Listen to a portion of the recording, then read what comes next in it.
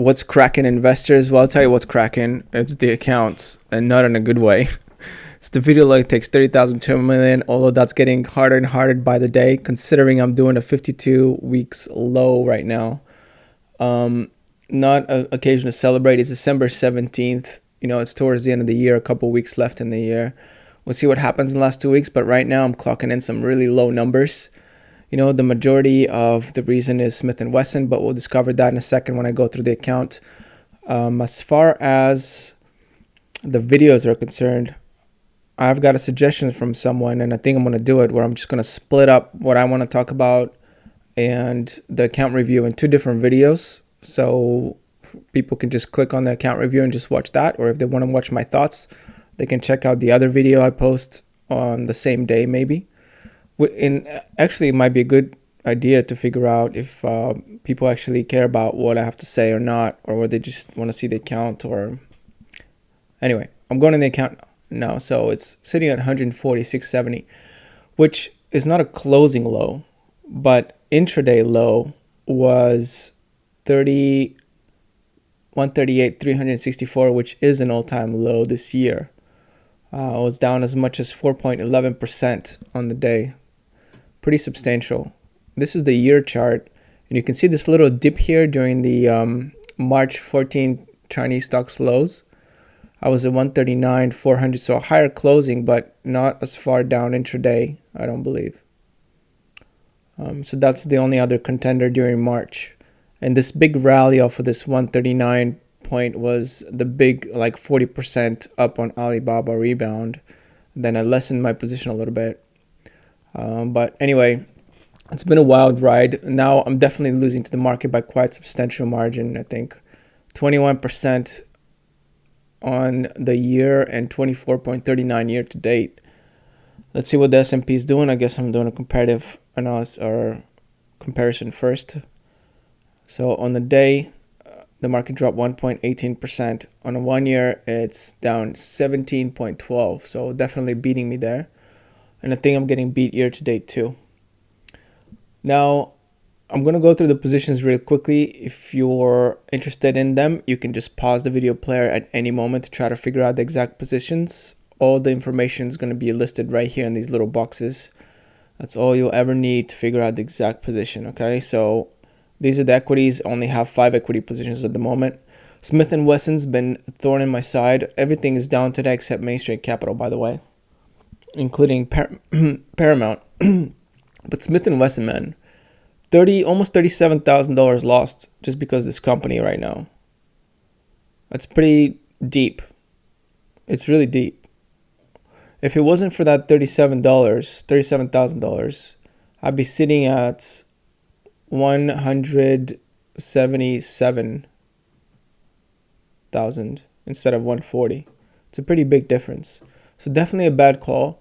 But the thing is about companies that I buy like these, the value, they become more and more attractive the cheaper they get, right?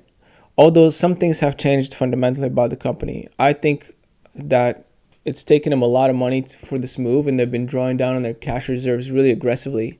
And so that's kind of making me second guess my conviction about holding them. I mentioned on the previous video that I was reconsidering my conviction because of this fact.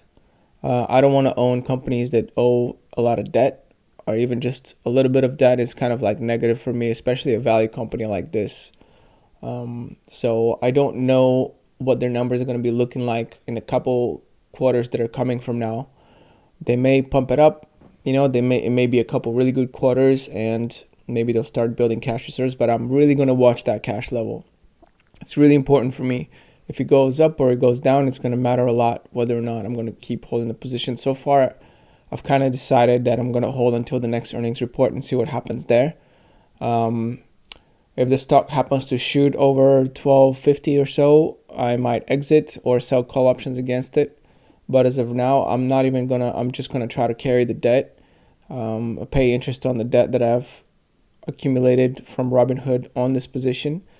And even though it's losing, I'm going to try to hold on to it until the next quarterly result. So that's kind of the plan right now. The other positions, everything as expected, really. Apple's down with the market. It's down 21% on the year so far, pretty much in line with the rest of the market. This is what the 5-year looks like, which is a lot better than the year, but what have you done for me lately, you know? Paramount is also another big disappointment. It's down 41.65% on the year. It had a high of about 38.48 this year. Not to mention the 5-year high, which is during the Bill Huang days, at like $100 per share or something like that, something crazy. But right now, I think it's been brought down into very fair valuations. I mean, it's just insane how low this valuation is, and it's so low that I'm willing to overlook the debt that they have, because they have debt. They have a lot of debt, but they churn out so much cash that with just a couple of strategic decisions, I think that this company will be able to overcome their big debt. So I'm gonna hold on to it for now. I'm not as big a fan because of recent performance as I was earlier doing, in the 20s, which is kind of contrary to what should happen. But at this point, like, I don't know if I can afford to hold on to these well-valued companies anymore. I got a margin call notification here. I'll show you. I didn't get margin called, but I got a notification about it. There you go. This is a completely transparent account, by the way, so I'm showing you everything. If you want to know something, I'll show you. Something happens to the account, I'm showing you. If you have any questions about it, I'll open up the account back up, make a video about it. So let me know what you want to see. So what it says over here, it says, attention required, your portfolio value is near your margin maintenance. You can deposit funds or sell positions to prevent a margin call. So they're planning on giving a margin call if I drop below the margin maintenance level. I've talked about this before, what a margin maintenance level is. We can find it over here under the investing tab, I think. It says, well, right now it's a lot lower, but it was 133. Okay, it's lower for reasons that I'll explain in a little bit. But it was 133 and my account reached 138. It was only $5,000 away from margin maintenance. When your account drops below the margin maintenance, then they issue a margin call and they require you to start selling some positions in order to make your account right again. I didn't reach that point, but it's very close. The reason why it's not 133 anymore, but it's like 90,000, is because I had to set aside some money to use as collateral for realty income, cash secured or covered put options that are expiring today or yesterday. They expired yesterday. And so the money was kind of returned to Robinhood. I'm no longer using it as collateral, and that is why the margin maintenance is lower now. So I'm not in as big a danger to get margin called right now because of this $90,000 figure.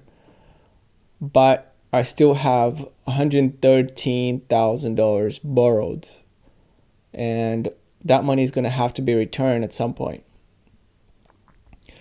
So, that's the situation.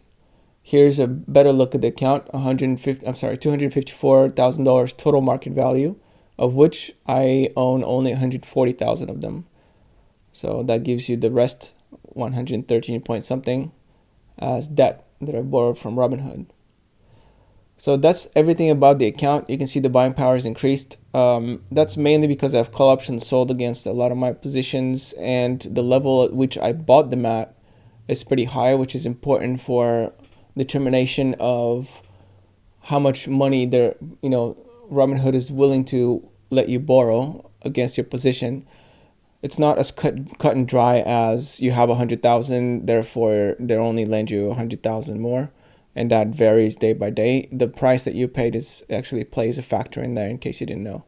So that's everything about the account. If you have any more questions, I'm definitely willing to answer them. Just ask me in the comments below, and we'll talk about it. I'll let you know what's up.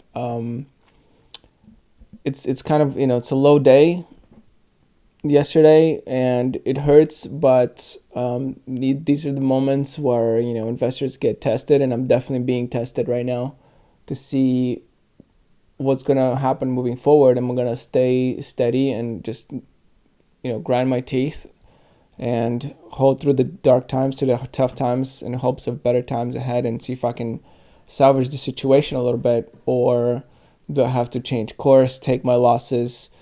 I was listening to, actually I'm getting into the topic. Okay, well, I'm going to end it right there. Hopefully, you'll enjoy that. If you have questions, let me know below. All right, peace out. Thanks.